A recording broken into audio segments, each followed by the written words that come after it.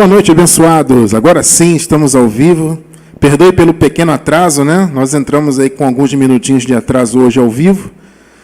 Peço perdão aos amados, estava com um probleminha aqui para conectar, né?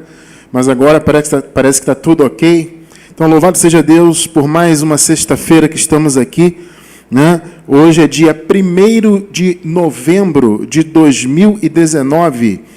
Primeiro, prefeito de registro, né? 1º de novembro de 2019. Como passa rápido, né? O ano está quase acabando. E agora são 21h07. Claro, para quem está ao vivo, né? Você que está ao vivo, seja muito bem-vindo. É o nosso 10º estudo de escatologia consumada. Eu agradeço muito a Deus por essa oportunidade de trazermos mais um estudo, mais uma revelação maravilhosa, né? Que o Senhor tem nos permitido alcançar. E como passa rápido também, né? Estava falando do ano que passa rápido, como os estudos estão voando, né? Nós estamos no 10º estudo. E como eu falei para os irmãos, a gente tem o interesse de, nessa base, termos de 12 a 15 estudos. Tá? Vai depender muito do desenvolvimento dos estudos que virão pela frente. Mas eu acredito que de 12 a 15 estudos nós teremos como base. Tá? Depois que essa base for estabelecida, a gente vai parar um pouquinho com o assunto, tá? A gente pretende usar a nossa sexta-feira para alguma outra coisa, alguma outra programação aqui em nosso canal, tá bom? A gente vai parar com o assunto um pouco e no ano que vem, em 2020, para quem está ao vivo, né? Porque eu digo isso para quem está ao vivo porque tem muita gente que pode assistir no futuro, né? Em 2021, 2022, eu não sei, tá? Mas para quem está ao vivo aqui em 2019... ou que está assistindo ainda nesse ano 2019, a gente vai fazer essa base, tá? Como eu disse, a gente pretende fazer, depois dar um tempo no assunto, tá? Para a gente poder, enfim, né, preparar outros pontos e estudar um pouco mais, e a gente pretende voltar no ano que vem, em 2020, trazendo temas assim mais pontuais. Tá? A nossa ideia é falar, sempre que houver algum ponto importante, a gente vem e traz para os irmãos alguma dúvida, alguma aparente contradição, e a gente vai estudando ao longo do tempo. Tá? Não tem época para acabar esse estudo. Tá? O que vai ter é para terminar essa base. Tá bom? Antes de a gente continuar, mas deixa eu só conferir como é que está o meu áudio aqui. Até agora eu não conferi, né? Estou falando aqui a beça. Ah, está limpinho, está ótimo o áudio, graças a Deus. É bom conferir antes de começar o estudo, né? Então, abençoados, a gente vai, com a permissão de Deus, então, estabelecer essa base, esse fundamento do raciocínio, e depois a gente vai tratando do assunto, ponto a ponto, devagar, uma semana fala do assunto, depois pula. Eu pretendo fazer assim para também não ficar muito cansativo, tá? Mas, então, nós estamos hoje no estudo número 10, um estudo maravilhoso, tá? Já vou liberar o tema para os irmãos. Antes de entrarmos no tema, eu quero só fazer um convite para você que está ao vivo ou que está pela gravação. Quero lhe convidar a você se inscrever em nosso canal. Aqui embaixo do vídeo tem um botãozinho de se inscrever. Também marca o sininho para você receber as notificações, tá bom? Aqui embaixo do vídeo no YouTube, é só você abrir o box de informações, né? Vocês que estão acostumados a lidar com o YouTube sabem como é que funciona, né? É só abrir o box aqui embaixo do vídeo de informações. Vocês vão encontrar vários links importantes. Então, quero convidar vocês a conhecer esses links. Tem um link da nossa livraria, onde você pode ler os nossos livros gratuitamente. Gratuitamente. É só entrar aí, clicar e ler o livro, tá bom? Na livraria. Tem também o link do nosso sistema de áudios. Nossos estudos estão em áudio, tá? Também estamos alimentando o nosso canal de áudios, tá? Aos pouquinhos, toda semana tem material novo, tá bom? Então acessa lá também, você pode ouvir pelo Spotify, pelo iTunes, pelo Google Podcasts, enfim, tem várias plataformas que já aceitaram, né, o nosso sistema de áudios. Então fique à vontade para ouvir também gratuitamente, qualquer plataforma é gratuito, tá bom? Então acessa lá. O que mais? Tem também o link aqui embaixo do vídeo do nosso canal no Telegram. É muito bacana, amado. Você recebe no seu celular todo o nosso material. Tudo que a gente posta, avisos, convites, links ao vivo, links de vídeos, áudios, tudo vocês recebem no canal no Telegram. Então você instala o Telegram, se você não tiver no seu celular, e aí depois é só entrar nesse link pelo celular. Você entra no link, entra embaixo do vídeo no YouTube, clica, pressiona no link ali e você vai ser direcionado ao nosso canal, e aí você confirma lá para participar do canal, e aí você vai receber as nossas notificações no seu celular, tá bom? Bom, gente, feito todos esses anúncios aí, vamos correr, que hoje a gente se atrasou, né? A gente entrou com bastante atraso hoje, tá bom? Vamos então para o tema de hoje, sem mais demora. Evidentemente, antes do tema, você está assistindo, você que está ao vivo ou pela gravação, ao estudo número 10. Então, amado, veja, para você entender, você tem que estudar todos. Às vezes nós vemos pessoas que mandam e-mail para a gente, fazem comentários, com dúvidas que já foram respondidas em estudos anteriores, amados. Então não adianta você assistir só o número 10 ou só o 9. Não adianta, você tem que assistir a todos. Então, se você está vendo o 10 agora e é o primeiro, tudo bem, assiste até o final, principalmente para quem está ao vivo, mas depois vocês têm que voltar no primeiro, para você entender essa base. Então, faça isso, amado. Olha, é um investimento de tempo maravilhoso. Você vai pensar, mas, irmão Cristiano, são muitas horas de estudo, né? Amado, é um investimento maravilhoso. Muitas das vezes, nós desperdiçamos tanto tempo em nossa vida, né? Com tanta bobagem, tanta coisa, a gente desperdiça muito tempo. Quando você separa um tempo para estudar a palavra, amado, não é desperdício, é um investimento. Então, você que está ao vivo, assiste aí até o fim esse estudo de hoje, mas volta lá, aqui embaixo do vídeo no YouTube, no box de informações, também você vai encontrar o link com todos os estudos desde o primeiro, tá? Agora sim, sem mais demora, vamos lá para o tema de hoje. Esse aí o tema é uma pergunta. A Terra vai ser destruída? É uma pergunta interessante, né? Há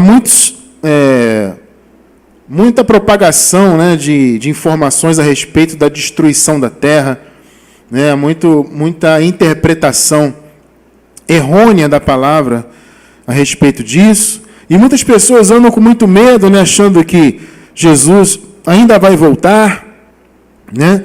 E que, consequentemente, a Terra vai ser destruída. E eu quero trazer um entendimento para os irmãos hoje, que esse pensamento não faz muito sentido, e a escatologia consumada traz um entendimento bastante equilibrado e correto a respeito disso, na verdade, no meu modo de entender, tá? Então vamos caminhar, vamos buscar responder à pergunta aqui do tema de hoje. A Terra vai ser destruída?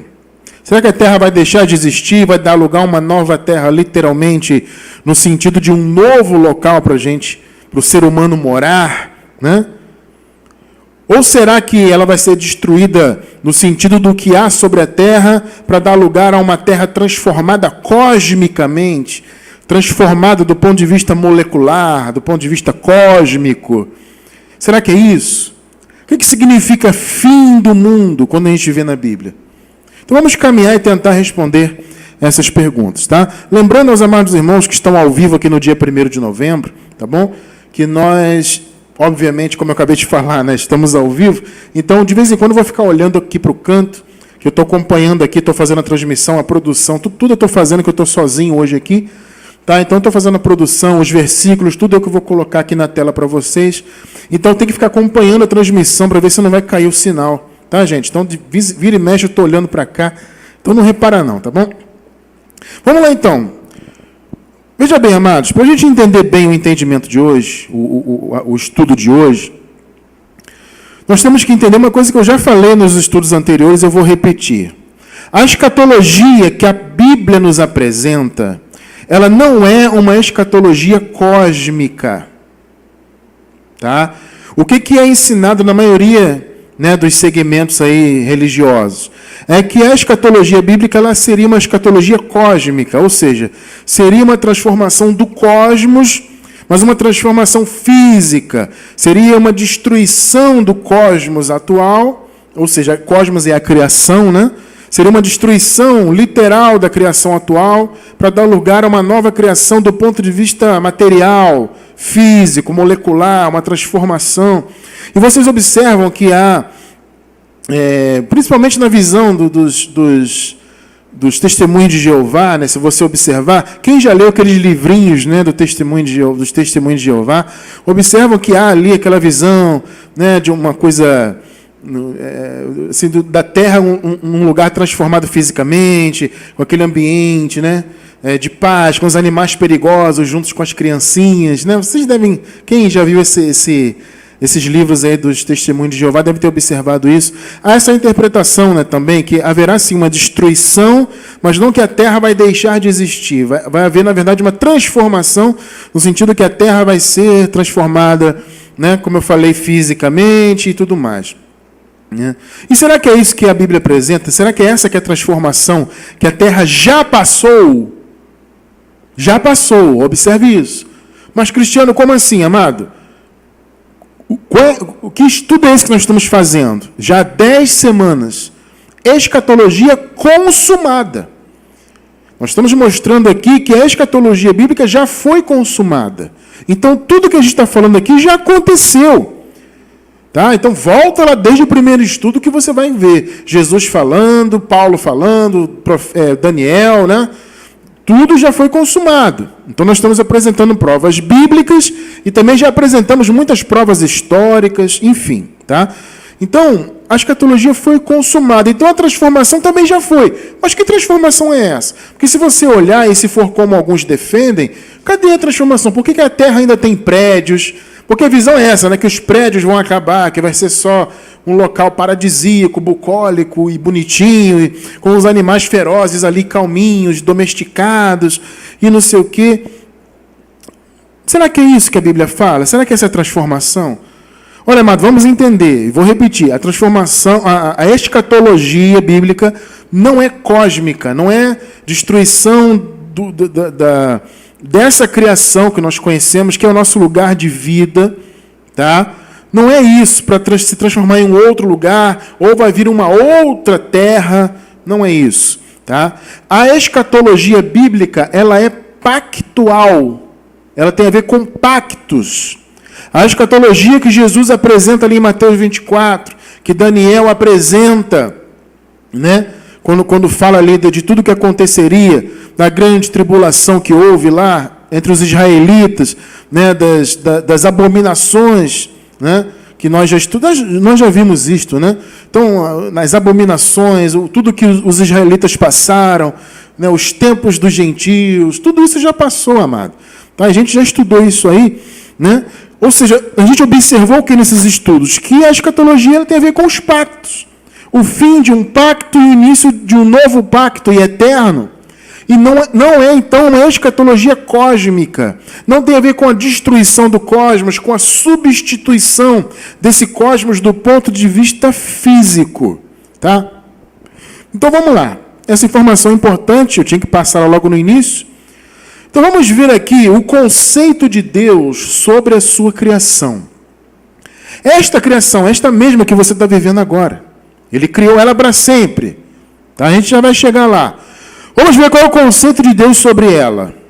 Gênesis capítulo 1, versículo 10. Vamos ler juntos aqui.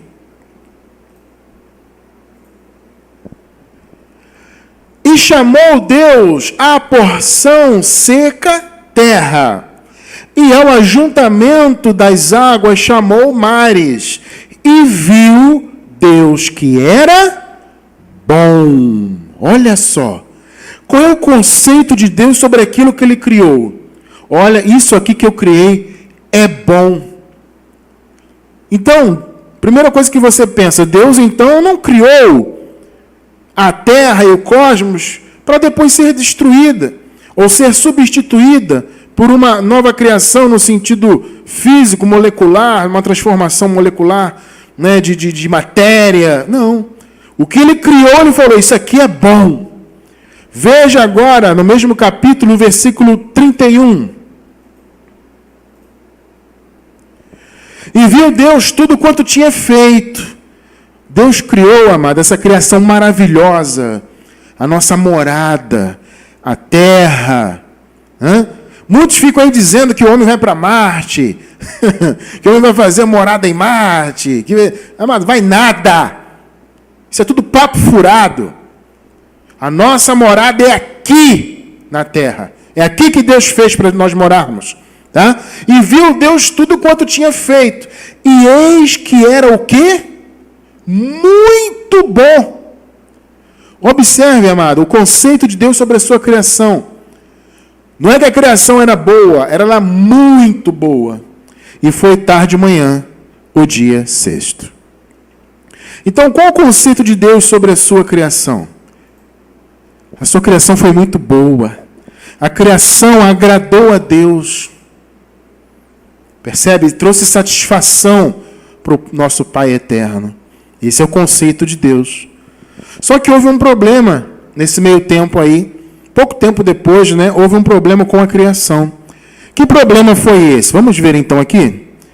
Ainda em Gênesis, agora no capítulo 3, verso 17. Vamos lá.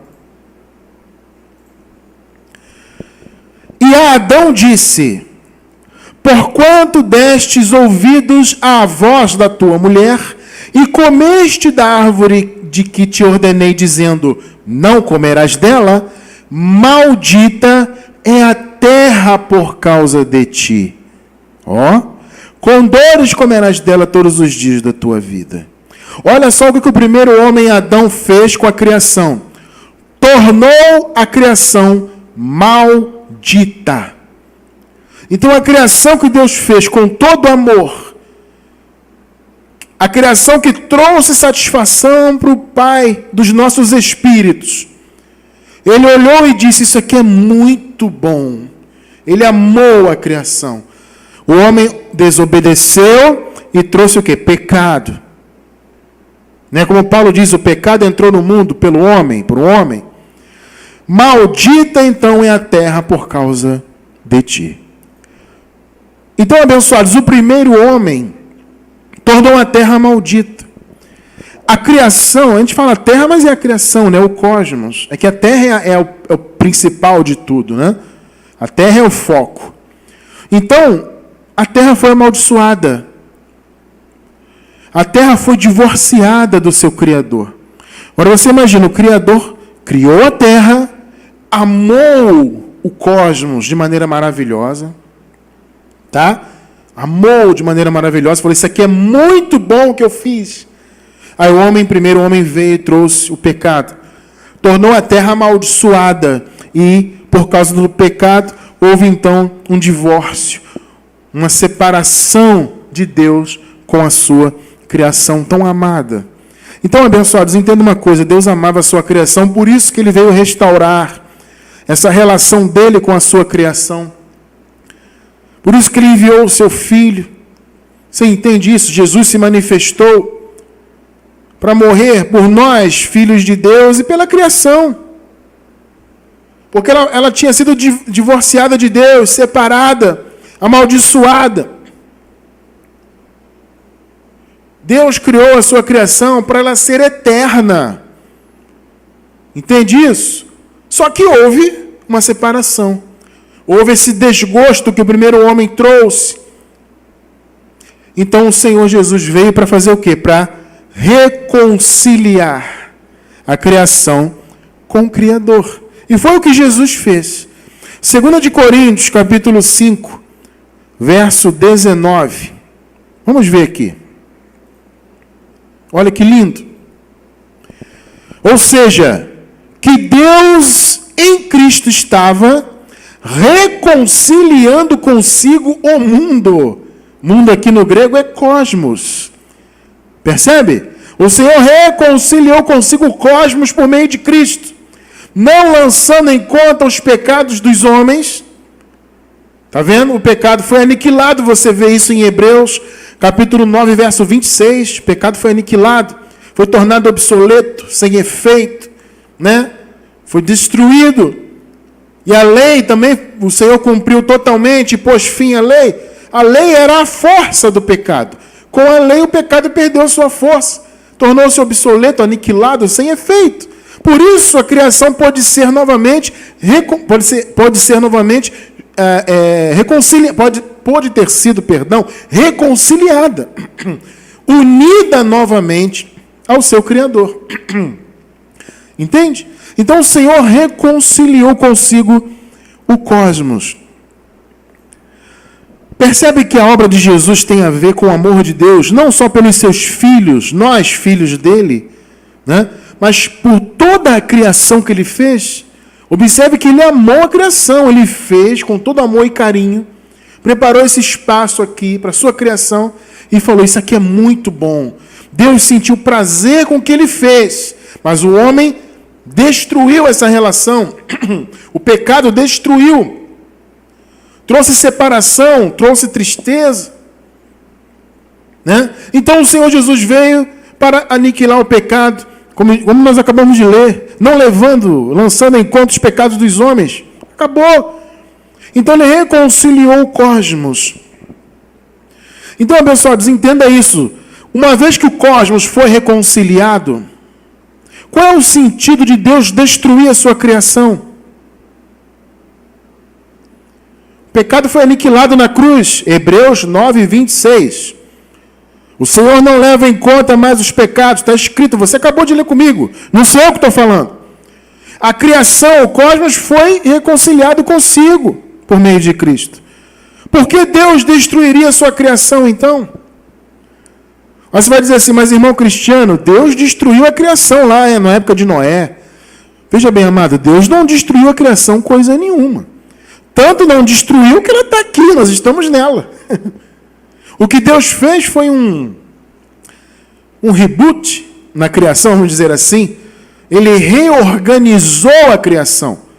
O dilúvio veio para destruir não a criação, mas o quê? A sociedade naquela época. Para pôr um fim a toda aquela anarquia que havia contra Deus naquela época. Sabe, as coisas abomináveis que os homens estavam fazendo, não só os homens. Houve anjos também envolvidos nisso. Coisa foi pesada. Eu não vou entrar muito nisso hoje, que o assunto não é muito esse hoje, né? Mas houve-se uma abominação muito grande ali. Então o Senhor teve que restaurar a sua criação com um dilúvio. Ele não destruiu a criação. Ele destruiu aquela sociedade. Entende? Mas ele manteve o quê? A criação. Muitos dos seus ali, alguns, né, foram mantidos. Perdão, amados. Alguns foram mantidos para repovoar a terra. As águas baixaram e a terra começou a renascer de novo. Então Deus não destruiu a criação. Vocês compreendem isso? Ele só mudou, né? Ele fez uma mudança de planos ali, devido a tudo que o homem havia feito. É claro que isso tudo sempre esteve, amado, na mente de Deus. Deus é onisciente, tá? Isso é uma coisa que só Deus entende 100%. A nossa mente humana não tem capacidade de entender essas coisas plenamente. Ah, por que Deus fez isso? Por que fez aquilo? As pessoas ficam perguntando, né? Amado, as coisas ocultas pertencem a Deus. A palavra já diz isso, né? Sabe? Então não cabe a nós questionarmos, mas por que Deus... Não, amado, Deus planejou, Ele colocou o seu plano em prática. E o dilúvio foi só mais um dos eventos dos planos de Deus. Mas não foi a destruição do cosmos. O cosmos se manteve. Porque Deus sempre amou a sua criação. Então esta criação atual foi a mesma que Ele amou lá em Gênesis capítulo 1. Entende isso? A mesma que Ele amou. Ele falou, isso aqui é muito bom. O que tornou a criação ruim não foi a criação em si. Foi o que foi feito com ela. A criação foi submetida ao pecado.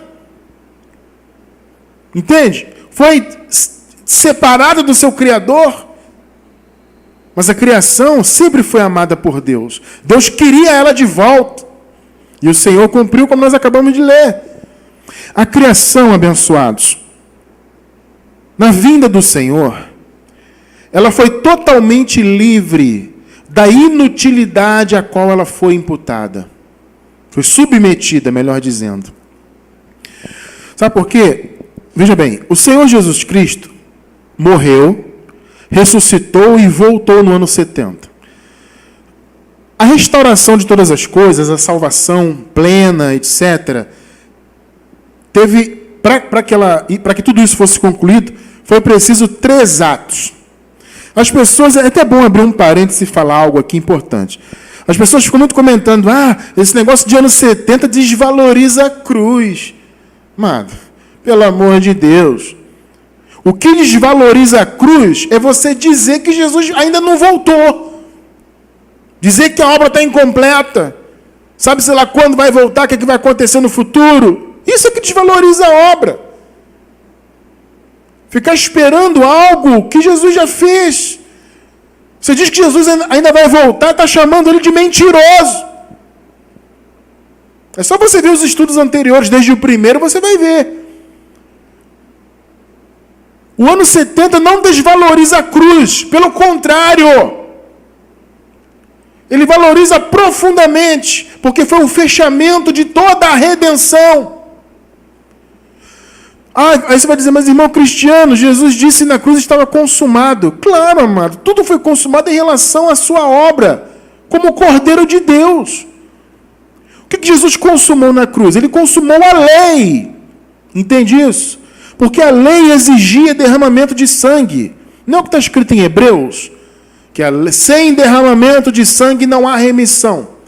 Então o que a lei exigia? Que houvesse o Cordeiro, o cumprimento de tudo. E Jesus cumpriu, amado, toda a lei. Ele cumpriu realmente o que tinha que ser cumprido, o espírito total da lei. Percebe? E aí ele imputou em nós esse cumprimento. Então ele morreu, ele disse, está consumado. O que eu tinha que fazer em relação à lei está feito. Só que, amado, veja bem, ainda faltavam 2 atos. Faltava a ressurreição e a sua vinda. Percebe? Então essa história está desvalorizando a cruz. Não, estamos valorizando a cruz mais do que nunca. Veja bem, o ato de salvação e redenção foi um ato, a salvação e a redenção, melhor dizendo, foram realizadas, consumadas em 3 atos: morte, ressurreição e a vinda do Senhor. Você não pode divorciar esses 3 eventos, que na verdade é uma salvação só, né? Mas ela se dividiu nesses 3 atos. Tanto é que é o seguinte, tudo está consumado. Então, se esse tudo era tudo em relação à redenção como um todo e não em relação à lei, então Jesus não precisaria ressuscitar. Pensa aí, para que ele ressuscitou? Tudo foi consumado na cruz. Você percebe que a cruz foi apenas um dos atos da redenção e da salvação? Está entendendo, né? Então, ele morreu na cruz para aniquilar o pecado, aniquilar a lei, enfim, derramou o seu sangue, cumpriu o que tinha que ser cumprido. Tudo está consumado. Do grego, tetelestai, consumou o que estava sendo exigido. A lei queria sangue derramado. E o sangue foi derramado. Então, tudo foi consumado neste sentido. Mas ainda faltavam 2 atos. Então, depois o Senhor ressuscitou. Se Jesus não tivesse ressuscitado, irmãos, a morte não teria sentido. O Paulo disse que a ressurreição do Senhor é que deu sentido à nossa fé. O Paulo fala, se Jesus não tivesse ressuscitado, vã seria a nossa fé. Então você vê, ele morreu, depois ele ressuscitou, e aí Paulo diz, o Senhor ressuscitou para a nossa justificação. Percebe? Então foram 3 atos. Ele morreu, depois ressuscitou, e depois ele veio cumprindo as profecias escatológicas, trazendo o seu reino, estabelecendo o juízo profetizado sobre Israel e concluindo todas as coisas. Tá? Então, veja bem, a criação, ela foi tornada, voltando agora, né? Fecha parênteses, voltando agora a falar da criação. A criação, ela foi tornada inútil, ou seja, ela perdeu o seu sentido por causa do pecado. Tá? Ela se tornou algo fútil, sem valor. Observe aqui que Paulo já está escrevendo depois da cruz. Observe que a redenção, amado, plena não foi na cruz. A cruz foi o primeiro ato. Eu acabei de explicar. Aqui Paulo está depois da cruz. Veja o que ele está falando da criação aqui. Observe uma coisa. Esse capítulo que a gente vai ler agora, ele é muito bacana, maravilhoso. E esse trecho aqui é escatológico. Só que eu não vou entrar nisso aqui plenamente hoje. Tá? Existem alguns pontos que eu vou explicar em outra oportunidade. Já estou deixando isso claro. Aqui eu vou pegar só a parte que diz respeito à criação. Romanos 8, 20 ao 22. Observe. Cristiano, tudo foi consumado na cruz. Não faz sentido colocar valorizar o ano 70, as pessoas têm isso na mente, né? Não é valorizar o ano 70, é valorizar igualmente os 3 atos: morte, ressurreição e vinda. Tem o mesmo valor, os 3 atos. 8:20, vejam só. Pois ela aqui é a criação. Eu estou lendo aqui, essa aqui é a Nova Versão Internacional. Tá? Essa versão está bem de acordo mesmo com o que o texto está dizendo. Pois ela, ou seja, a criação, a natureza criada, foi submetida à futilidade. Olha só. Futilidade. Existem algumas versões bíblicas em português, acho que a maioria, se eu não me engano, aparece aqui a palavra vaidade, tá? Mas no grego, a palavra no grego significa mais isso, algo sem valor, útil, desprezível, né? Fútil, como está aqui, sem utilidade. Olha só o que é a criação abençoada, que Deus tanto amou. Olha só o que ela foi submetida. Ela se tornou sem valor, se tornou algo desprezível, fútil. Está vendo aí? Ó? Pois ela foi submetida à futilidade, não pela sua própria escolha, mas por causa da vontade daquele que a sujeitou. Na esperança, 21, de que a própria natureza criada, algumas versões aparece criatura, própria criatura, outras aparece criação, é a criação, tá? A natureza criada. De que, na esperança de que a própria natureza criada, olha só, será. Ah, mas Cristiano, olha aí, irmão, está no futuro. Ô, irmão, é claro que está no futuro. O Paulo está escrevendo isso aqui por volta do meados do ano 50. Dos anos 50 aqui da era cristã. Isso aqui foi escrito o quê? 58, sei lá, por aí 55, 56. Entre 56 e 58, vamos dizer assim. Ou seja, meados do ano 50. Então, a vinda no ano 70 ainda ia ser concretizada. Por isso que é no futuro aqui. Tá? Só que a criação já foi libertada da escravidão na decadência. Porque nós já vivemos depois do ano 70. Na esperança de que a própria natureza criada será libertada da escravidão da decadência. Olha aí. Em que se encontra, depois da cruz. Está vendo? Não bastava apenas a cruz, amados, entenda isso. Senão Jesus não precisaria ressuscitar. A cruz foi um dos atos da redenção. E os 3 atos têm o mesmo valor: morte, ressurreição e a parousia, a vinda. Então veja que na época aqui de Paulo já era depois da cruz, só que era antes do ano 70. Então a natureza ainda estava lá presa na escravidão da decadência. Por quê, abençoados? Raciocina. O que nesse tempo acontecia ainda? A lei ainda estava sendo cumprida. O que havia na criação ainda que manchava a criação? O templo de Jerusalém. Pegou aí ou não? O Senhor morreu na cruz, aniquilou lá a lei, cumpriu tudo. Só que a lei continuou sendo cumprida lá pelos judeus em desobediência. Percebe? Então os judeus, os hebreus, os israelitas continuaram oferecendo os sacrifícios, os dízimos e a Páscoa. E tudo era feito no templo, normalmente. Os pecados eram lembrados todos os dias. E anualmente. Meu amado. Percebe isso? Então, todo aquele mover do antigo pacto, da velha aliança, ainda estava funcionando ali, na prática, apesar de Jesus já ter morrido. Por isso que a criação ainda estava presa àquela escravidão. A criação desejava ser liberta. Como eu falei depois, amados, em um outro estudo futuro, se Deus quiser, a gente vai entrar nesse capítulo 8, mais nesse trecho aqui, no contexto imediato, anterior e posterior. Tem algumas coisas bacanas a se falar aqui, tá? E a gente vai entrar para estudar escatologicamente esse trecho aqui com mais profundidade. Hoje eu estou trazendo apenas a visão aqui da criação. Então, a própria criação, ela aguardava ser liberta. A criação tinha esperança, aguardava ser liberta da escravidão. Quem que se encontra, já não se encontra mais. Na época aqui de Paulo se encontrava, antes do ano 70, agora não se encontra mais, para a gloriosa liberdade dos filhos de Deus. Isso já aconteceu, 22.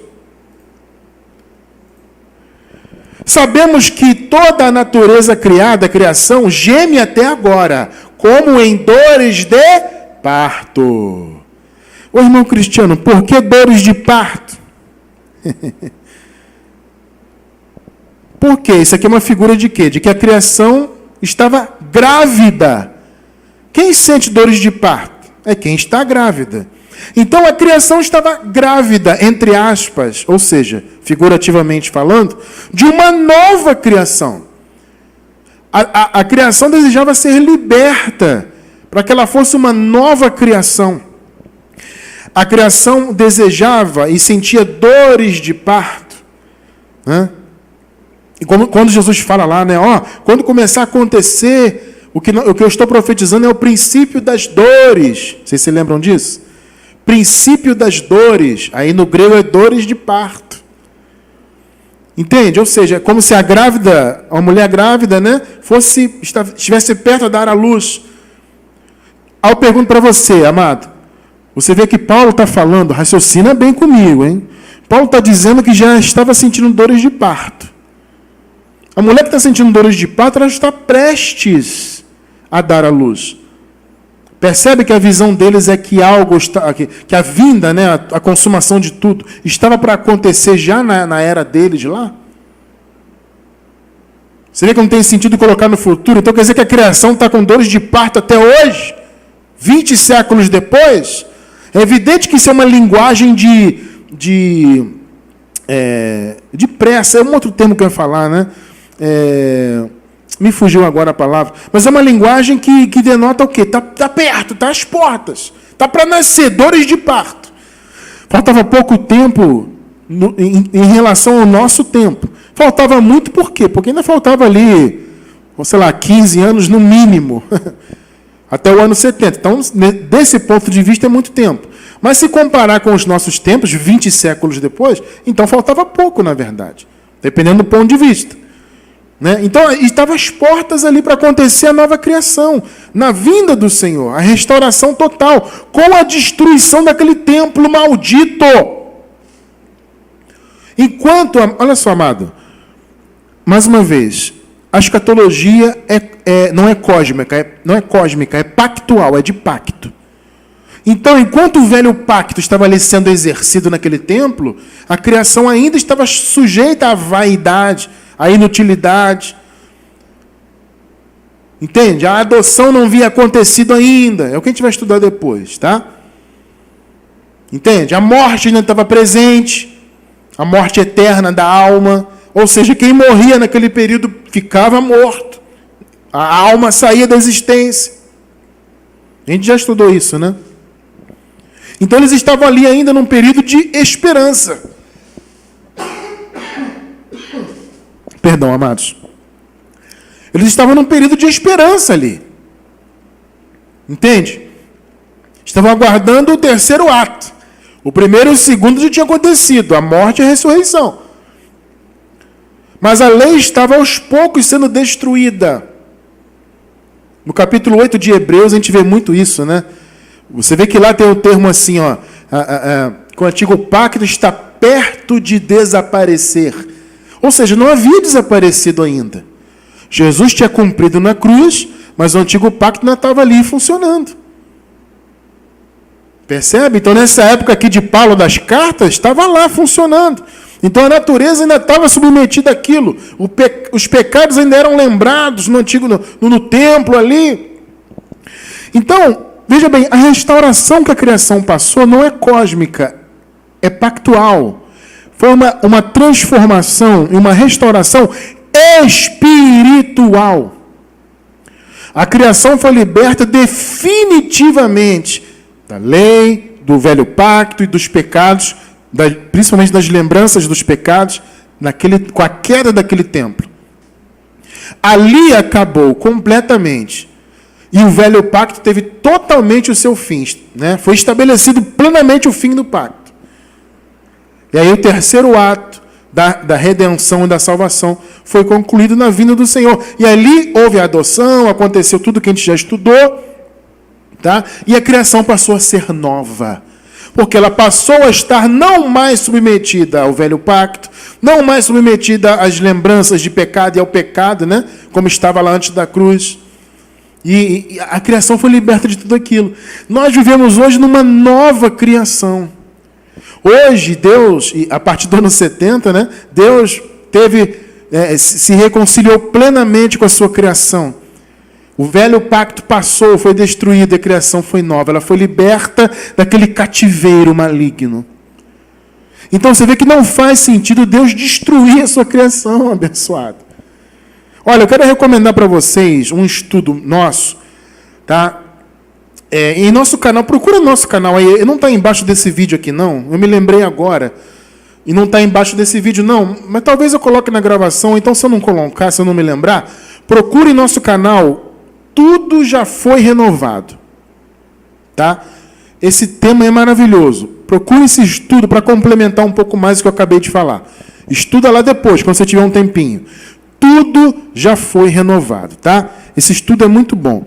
Então o Senhor já renovou todas as coisas. Já vivemos em uma nova criação.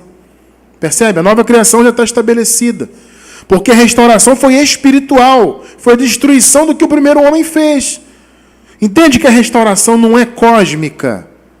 Não é material. A restauração é espiritual. Por quê? Porque Deus fez a sua criação. Ele amou a sua criação. Mas o pecado fez com que Deus se afastasse da criação.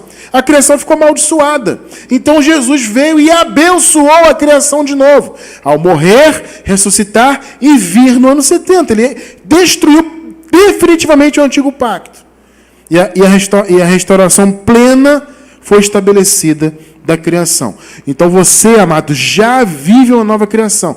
Ah, mas Cristiano, e o paraíso? Eu não estou vendo o paraíso. Amado, o paraíso é depois dessa vida aqui. Paraíso é onde Deus habita, onde o Senhor Jesus Cristo está com o seu corpo glorificado, e os eleitos estão também lá glorificados já. Quando nós sairmos dessa vida biológica aqui, vamos trocar de vestimenta, né? Ou seja, tirar esse corpo, tendo esse corpo como uma vestimenta, vamos fazer apenas uma troca de vestimenta. Vamos assumir o corpo de glória que já nos está reservado. E aí vamos viver no paraíso. Percebe? Agora, esta criação que Deus ama está restaurada completamente, porque foi uma restauração espiritual. Tá? Olha só, abençoado, o projeto de Deus resumido em um único versículo. Olha só o projeto. Eclesiastes 1:4. Uma geração vai, e a outra geração vem, mas a terra permanece para sempre, ou para sempre permanece. Esse é o projeto de Deus. Quando Deus falou assim, Deus falou para os animais, multipliquem-se, encham os mares, encham a terra. O Senhor Deus deu a ordem para o homem, multipliquem-se. Por quê? Porque isso aqui é o projeto de Deus. Não é destruir o que Ele criou. Sabe? Não é mandar um fogo do céu acabar com tudo, destruir a terra. Não, isso não tem sentido. O Senhor já se reconciliou com a sua criação de novo. Entende? Essa história, vai vir um meteoro, vai explodir com tudo, e que vai cair fogo do céu e vai explodir tudo. Isso são os literalistas, amados. É uma visão literal da coisa. Olha o projeto de Deus, você que está lendo aí na palavra. Ah, Cristiano, então quer dizer que vai ser assim? A nossa geração morre e tem a próxima, e morre e tem a próxima. Esse é o projeto de Deus, sempre foi, queridos. Que a terra fosse cheia. E que as gerações fossem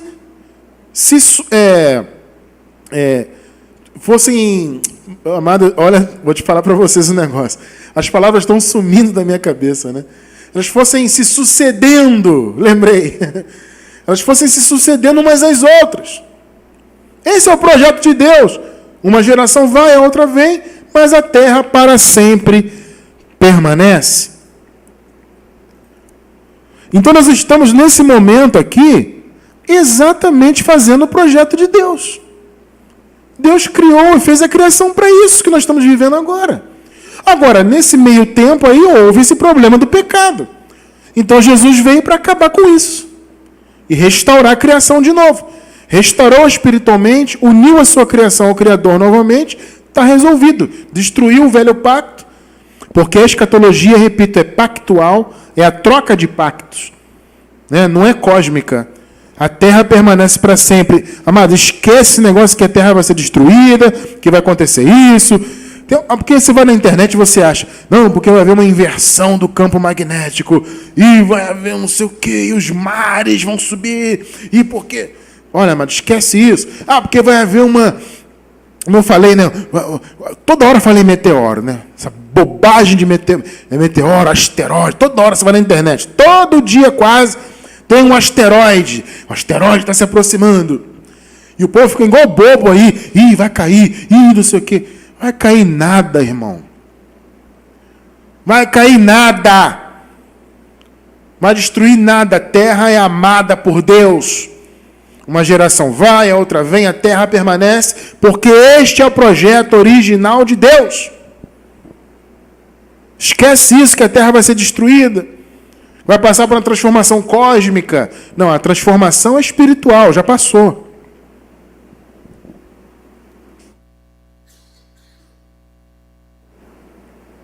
Vamos seguir? Aí você vai dizer assim, mas irmão Cristiano, por que então que os literalistas aí, as pessoas futuristas, né, principalmente, dizem que a terra vai ser destruída, ou que ela vai ser substituída totalmente por uma outra terra, fisicamente falando, ou vai ser, como, né, a gente falou no início, transformada no sentido, né, físico, e vai virar um paraíso. Por que as pessoas pensam isso? Veja bem, amados, existem algumas passagens que têm essa má interpretação, né?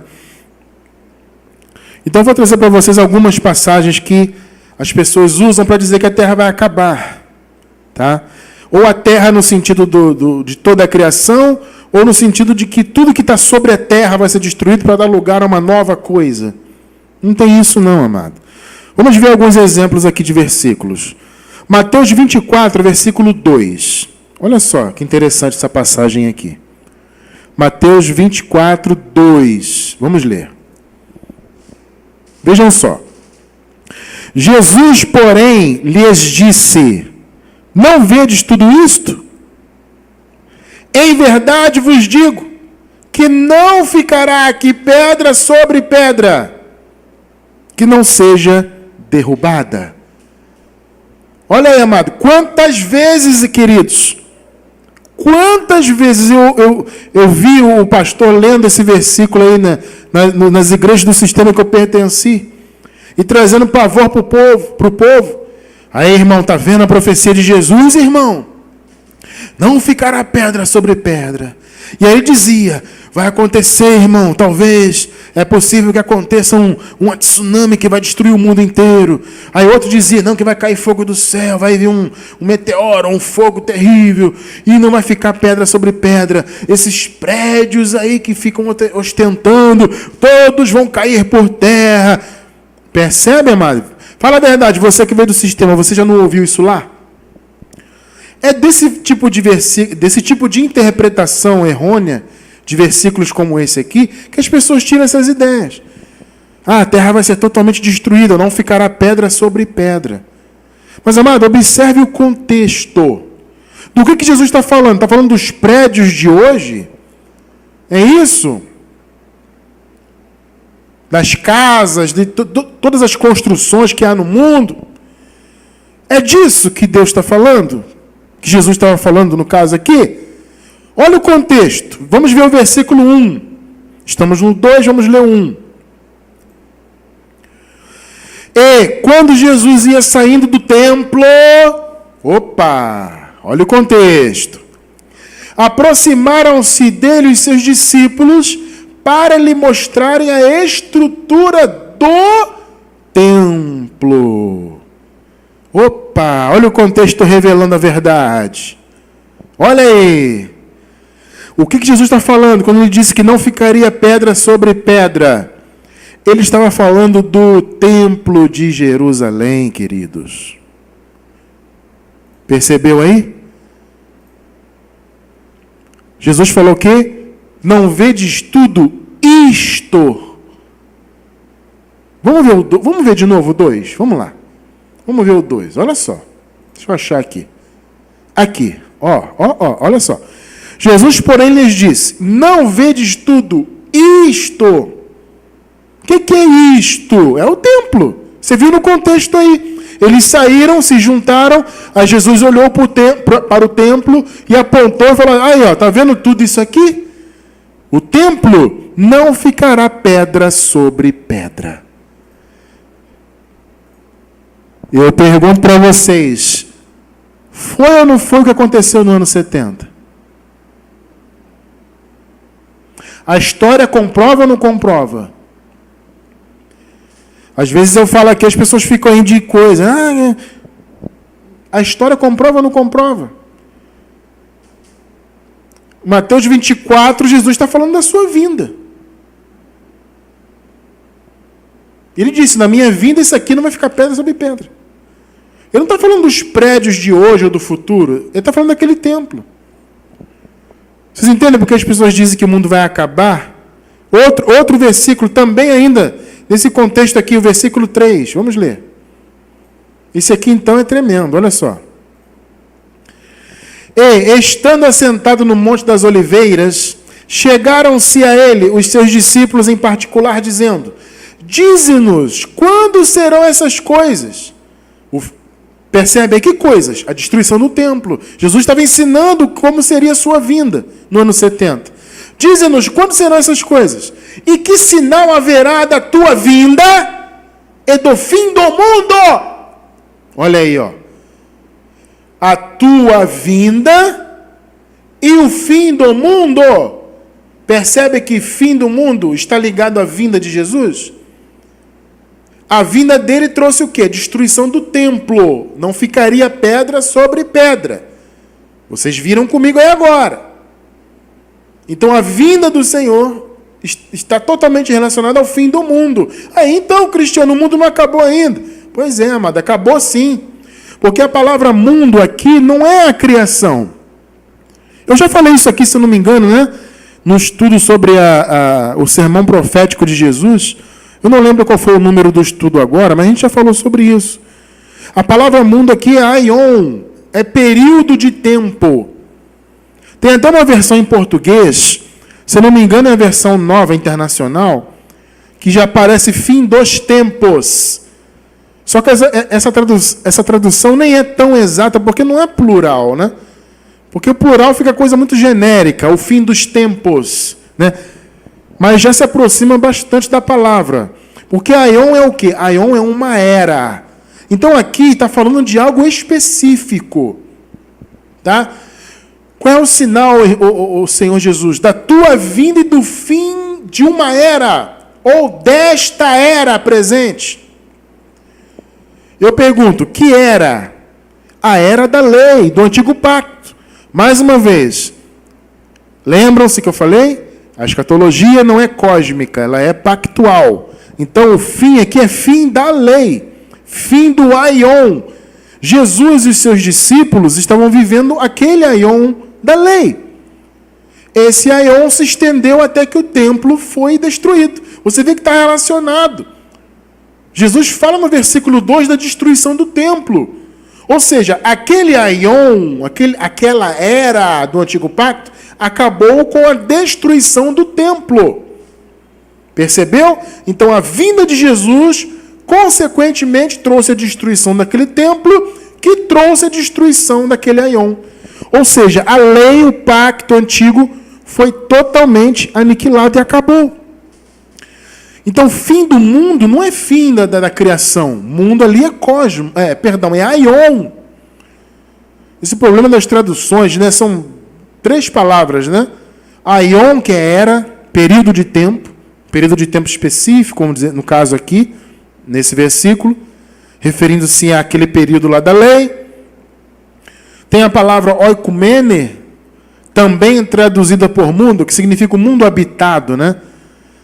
As sociedades, os reinos, né? Mundo habitado. E o cosmos, que no caso é a criação, né? palavra cosmos, ela também tem uma outra conotação, eu não vou entrar nisso agora, mas basicamente cosmos é a criação. Entende? Então tem esse problema, as pessoas estão vendo, fim do mundo, o mundo vai acabar. Não, o mundo no sentido de que a criação vai acabar, não é esse o sentido. O mundo, entre aspas, que acabou, na verdade, foi um período de tempo. Foi o fim da lei no ano 70. O templo caiu e toda a obra de redenção fora consumada.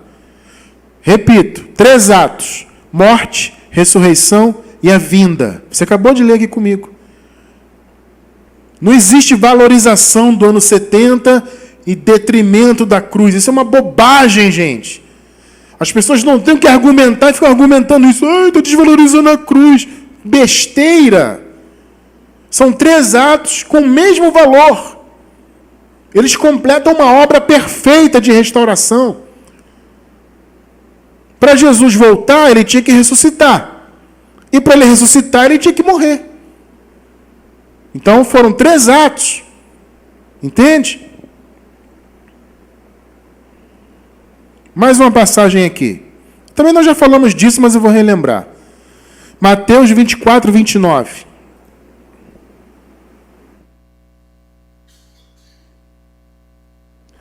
Mateus 24, 29. Vamos lá.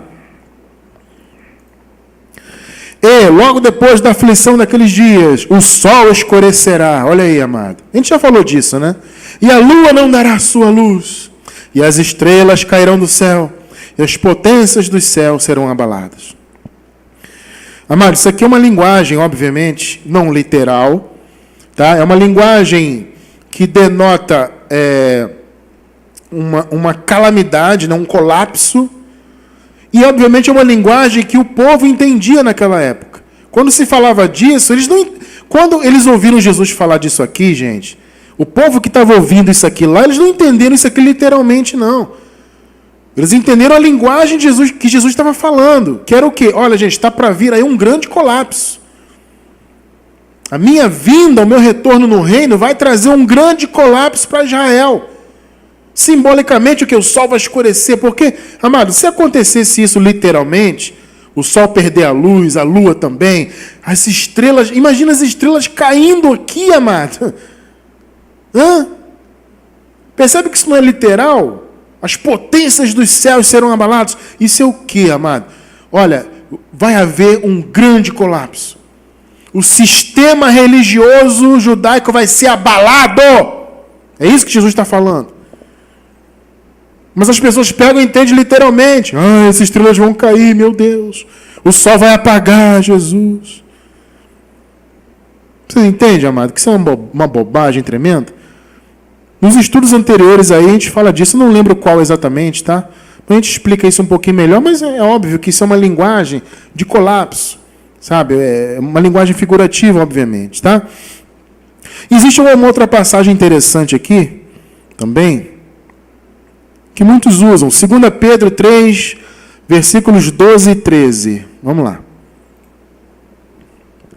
Aguardando e apressando-vos para a vinda do dia de Deus, olha aí, em que os céus, em fogo se desfarão. Ih, rapaz, olha aí. Percebe que as pessoas pegam isso aqui literalmente, aí tá vendo? O céu vai pegar fogo, irmão. Imagina só na mente de uma pessoa despreparada, amado. Pensar isso. Meu Jesus da glória, se eu ficar, eu estou perdido. Porque se Jesus voltar e não me levar, eu vou ver o céu pegar fogo. E os elementos ardendo se fundirão. Ou seja, vão derreter os elementos. Eu separei a palavra elementos aqui em azul. Eu já vou explicar por quê. Frisa bem aqui a palavra elementos, tá? Mas nós, segundo a sua promessa, aguardamos novos céus e nova terra. Olha aí, que já foram estabelecidos, eu acabei de explicar. Já vivemos em uma nova terra e novos céus. Tudo já foi restaurado. A criação já foi liberta. Tá? Foi uma restauração, uma reconciliação espiritual, em que habita a justiça. Louvado seja Deus por isso. Já vivemos debaixo da plena justiça do Senhor. Louva a Deus por isso. Agora veja, aguardando e apressando-vos para a vinda de Deus, em que os céus e o fogo, em que os céus em fogo se desfarão, e os elementos ardendo se fundirão. Amada, a palavra elemento vem do grego stoicheia, essa palavrinha aí, ó. Essa palavra elemento, ela até poderia se referir, sim, aos corpos celestes. Ai, tá vendo, Cristiano? É literal. Calma lá, irmão. Por que podia se referir aos corpos celestes? Porque os elementos, entendeu? Stoicheia é elemento, tá? Então, os elementos do céu. Por isso que poderia ser usada a palavra stoicheia. Agora eu pergunto, será que foi por acaso que ela foi usada? Não, não foi. Porque essa palavra stoicheia significa princípios elementares. Então, por exemplo, quando você vai dar um ensino para alguém, você vai ensinar alguém a tocar guitarra, por exemplo. Você vai ensinar, se a pessoa não toca nada, você vai ensinar desde o princípio. O beabá da guitarra é o princípio elementar. Essa palavra significa isso. O básico de um ensinamento. E também rudimentos. Essa palavra rudimentos lembra alguma coisa para vocês? Para quem já conhece o Evangelho da Graça, lembra, né? Stoicheia, rudimentos, e essa palavra é usada para se referir aos rudimentos da lei. Ou seja, stoicheia também era obras da lei, rudimentos da lei. Será que foi por acaso que foi usada essa palavra aqui no texto de Pedro ali? Que stoicheia vai derreter, vai se fundir? Vamos ler de novo ali, ó. Tá? Aguardando e apressando-vos para a vinda do dia de Deus, em que os céus em fogo se desfarão. Obviamente isso não é literal. A terra, os céus jamais vão ser destruídos. E os elementos, stoicheia, se fundirão. Ou seja, vão se derreter, se fundir, ser destruídos. Que elementos é esses que serão destruídos? Seriam e já foram. Obviamente isso aqui é uma alusão claríssima à lei, queridos. Vejam aqui, ó, mais uma vez, stoicheia significa rudimentos, e a mesma palavra que aparece aqui, por exemplo, Paulo falando em Gálatas capítulo 4, verso 3. Olha só. Assim também nós, aqui no contexto todo, Paulo está falando da lei. Tá? Assim também nós, quando éramos meninos, ou seja, ele está se referindo à época em que eles estavam ainda debaixo da lei, estávamos reduzidos, olha aí, ó, reduzidos à servidão, debaixo dos primeiros stoicheias do mundo. Rudimentos. Rudimentos do mundo é o que aqui no contexto? As obras da lei. Então, quais eram os elementos que seriam destruídos ali em Pedro? É literalmente a terra e o céu que vai se queimar? É evidente que não. Isso é uma alusão claríssima aos rudimentos da lei. Ou seja, o texto está dizendo que a lei ia se fundir, ia ser destruída. Tudo isso, e você entende, amado? Tudo isso é uma alusão, são palavras figurativas que fazem alusão a um colapso grande que aconteceria com a lei. A lei que era tão valorizada pelos israelitas, pelos hebreus, até por muitos que acreditavam em Jesus na época, né? Mas seguiam cumprindo a obra da lei. Então, esses ensinamentos aqui dos apóstolos, e de Jesus de Nazaré, e de Paulo também, que ensinou muito, dizia respeito a esse colapso que viria sobre a lei, a destruição do velho pacto, para que desse lugar a um novo pacto. É isso que é por essa transformação que a criação passou. Quando Jesus disse, o céu e a terra passarão. O céu e a terra já passaram, queridos. Nesse estudo que eu recomendei para vocês, vou relembrar aqui, né? Eu me esqueci, amado, de colocar embaixo do vídeo aqui o link, mas se eu não me lembrar de colocar na gravação, procura lá, tudo já foi renovado. Tudo já foi renovado. Isso tudo é maravilhoso. Que fala justamente dessa renovação que o Senhor fez. Nós já vivemos em um novo céu e uma nova terra. O paraíso vamos acessar com o corpo glorificado, não com esse corpo atual. Com o corpo glorificado, vamos acessar o paraíso. Mas já vivemos em um novo céu e nova terra. A terra já renovada, sem a prisão da lei, sem aquilo que a tornou inútil. Isso acabou. O Senhor destruiu tudo isso. Então a terra vai ser destruída? Óbvio que não.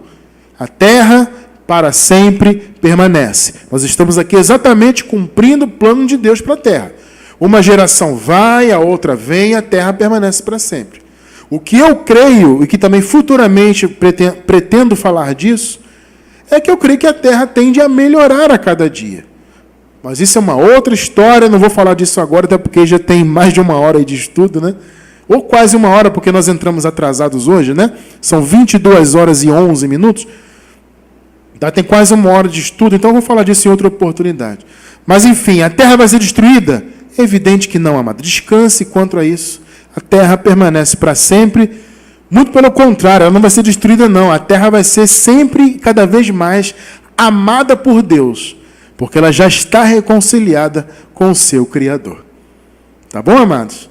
Bom, eu espero ter alcançado o meu objetivo de explicar esse ponto, tá bom? São 10 horas da noite, né? 22 horas e 12 minutos. Muito obrigado pelo carinho, pela audiência de vocês, tá bom?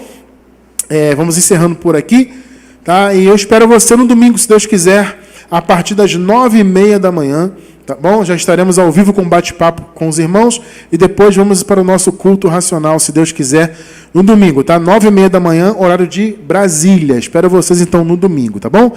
Amados, olha, uma excelente semana para todos. Fim de semana, né? Um excelente fim de semana, uma excelente noite de sexta, um sábado maravilhoso. Se Deus quiser, domingo estaremos juntos, tá? Nunca se esqueçam, vocês são abençoados. Acessem os links aí embaixo do vídeo no YouTube. Graça e paz e até domingo.